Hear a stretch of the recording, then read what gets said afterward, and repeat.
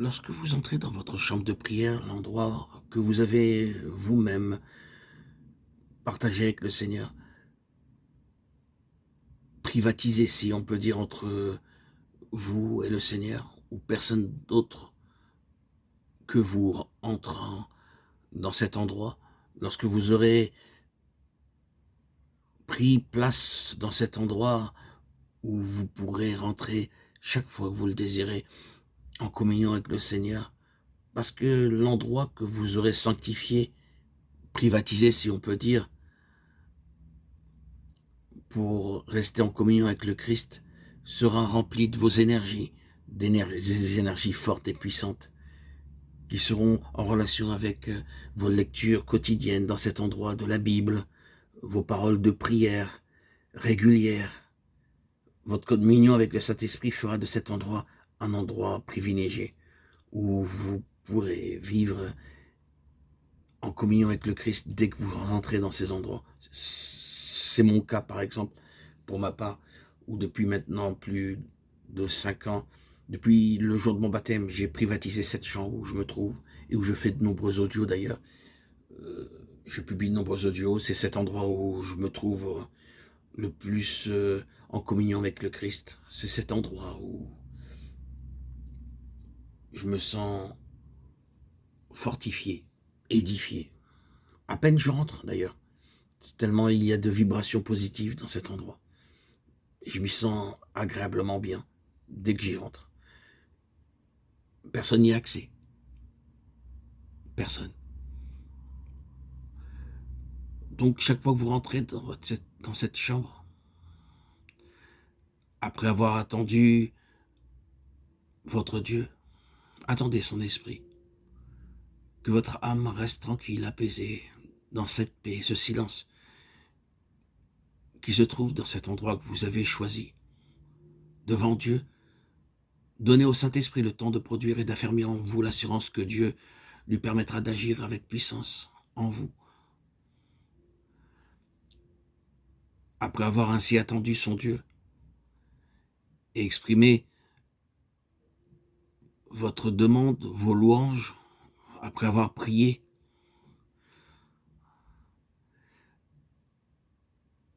que vous aurez vécu ces moments de richesse et de force qui vous empliront. Après avoir donné le meilleur de vous-même dans cet endroit, il faut aller maintenant à vos devoirs quotidiens,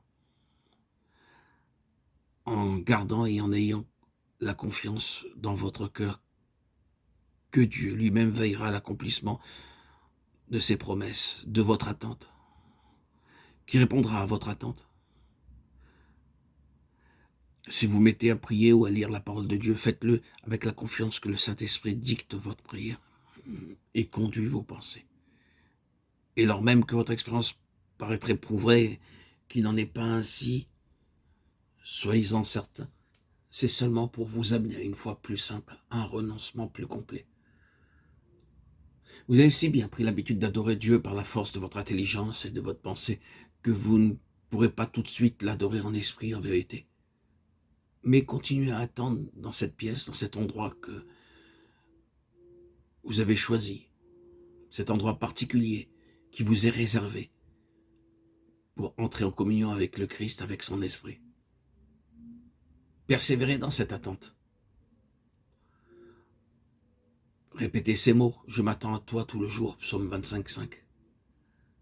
Et en vous disant aussi, c'est à la Trinité de Dieu que je m'adresse, le Saint-Esprit rapproche de Dieu et unit à lui.